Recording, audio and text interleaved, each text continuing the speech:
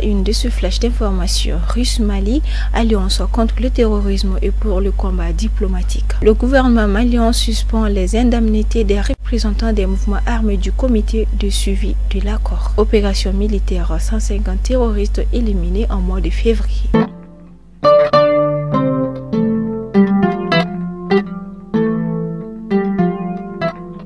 Très chers abonnés, bonjour à toutes et à tous et bienvenue dans ce flash d'information. Comme je vous le disais dans les titres, en représailles de la violation de l'accord d'Alger, le gouvernement de la transition a annoncé la suspension des indemnités des mouvements armés du comité de suivi de l'accord, CESA. À marge des travaux de la 5e conférence des Nations Unies sur les pays les moins avancés PMA, le Premier ministre a multiplié les contacts au niveau bilatéral.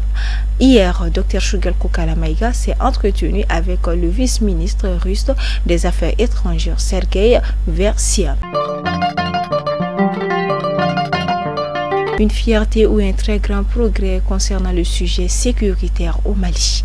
Les forces armées maliennes FAMA maintiennent la pression sur les groupes armés terroristes GAT en poursuivant la dynamique offensive de recherche, de neutralisation et de destruction de leurs sanctuaires dans le cadre de l'opération Kalatiki du plan Maliko. Ainsi, au cours du mois de février, les FAMA ont neutralisé 153 terroristes et interpellé 79.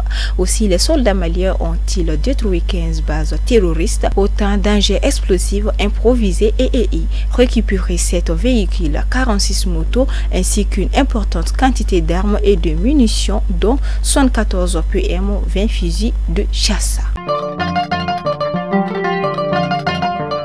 Le monde culturel est en pleurs de la douloureuse perte d'une très grande artiste comédienne malienne du nom de Fatoumata Coulibaly, décédée le week-end dernier.